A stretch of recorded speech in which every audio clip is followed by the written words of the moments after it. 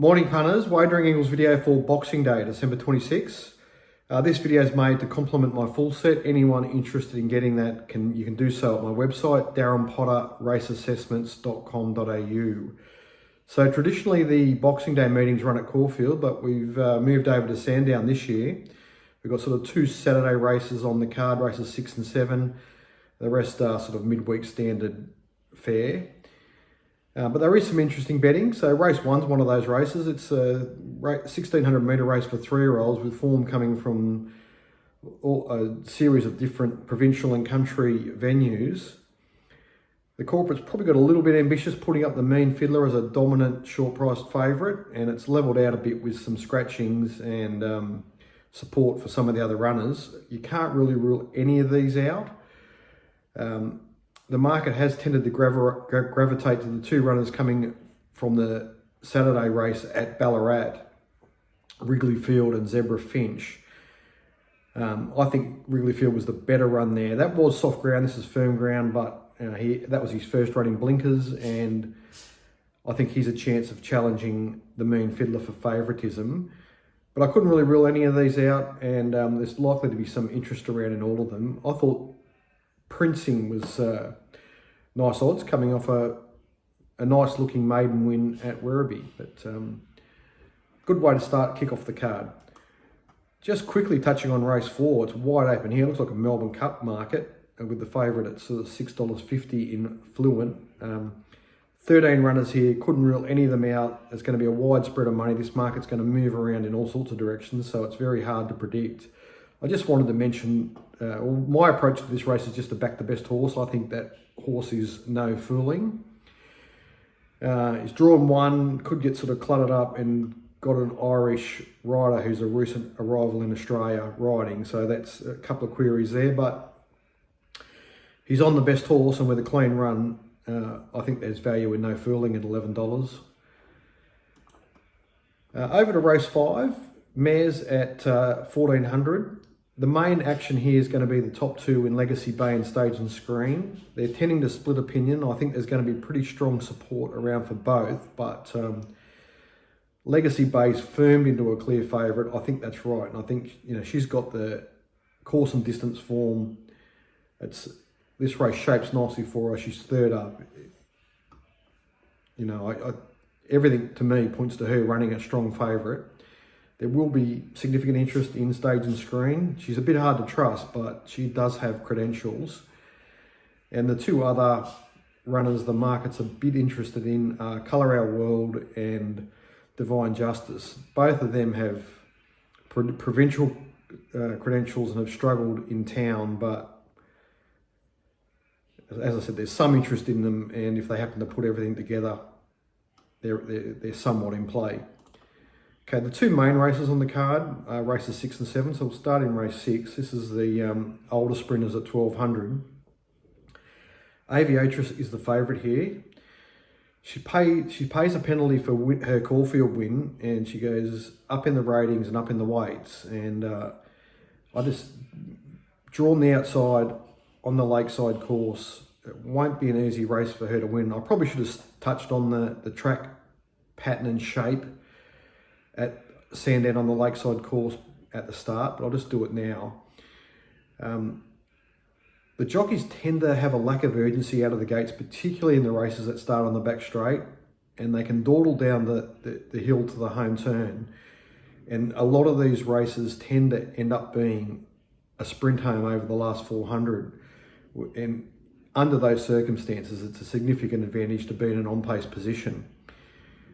Now, as soon as they do show some urgency out of the gates and there's competition for the on-pace positions on the back straight before they hit that downhill section, it all turns around and you can win from anywhere. But more often than not, that doesn't happen. They sort of come out of the gates, get in position, and just do nothing until they get into the home straight. So the race shape is always something to watch on the Sandown Lakeside meetings.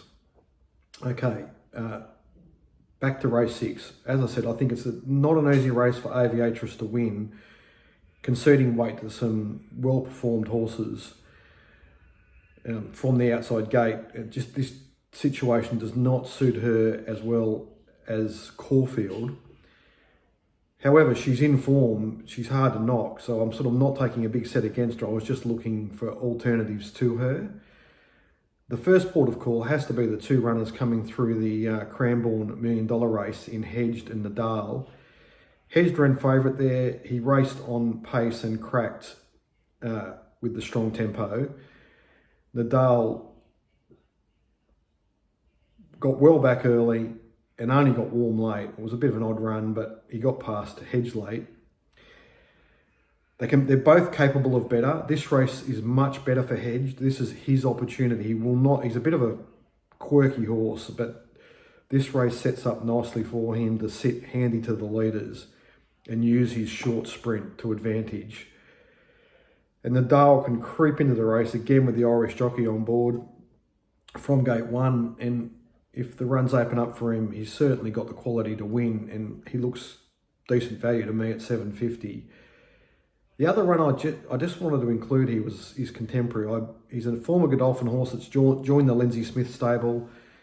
I had something win and place on him at Ballarat, and he didn't handle the soft ground there, but his run was okay. He's been back to the jump outs again since, and again looked in really good shape. So this race doesn't set up particularly well for him, but at big odds, I'd just rather have him on my side. So it's a very interesting race with a slightly vulnerable favourite and some iffy form amongst the others.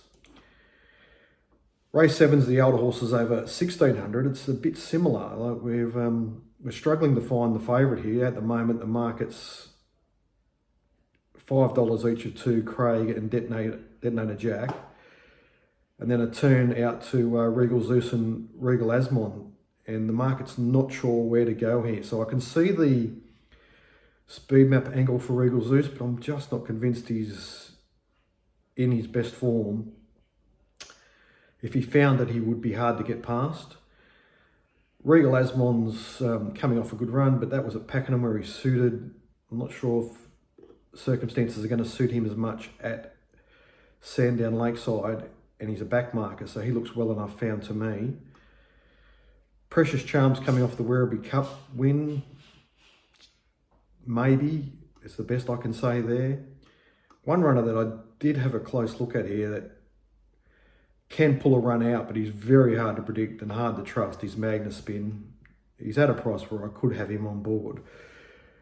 In the end, I landed on Detonator Jack as my top pick, just because if I go back far enough, when he was a young horse, he loved Sandown. Now, it was mostly on the hillside, but he also had a win on the lakeside. Gate 1 could be perfect, could be a problem, but it should give him an opportunity, and he should have. Well, he's certainly got good memories of racing at Sandown, and his run at Flemington a couple of runs back, when his last run on a firm track, indicated that he is capable of getting back somewhere near his best this prep. So I think there are enough ticks for him to make him top pick, and I thought there still is some 550 around. I thought that was pretty good odds. Craig's the hardest runner to assess here. He resumed off a 12-month break at Caulfield on soft ground. He wasn't really suited in that race. He's much better suited in this race, and he's capable of sharp improvement. So as with a lot of the races today, it's another really interesting race. There's different betting angles in all of these races. We have to stay sharp in this current betting environment, with the corporates always trying to make favourites shorter than they probably should be. But that also creates opportunities for us, and let's hope that approach works for us today. Cheers, punters.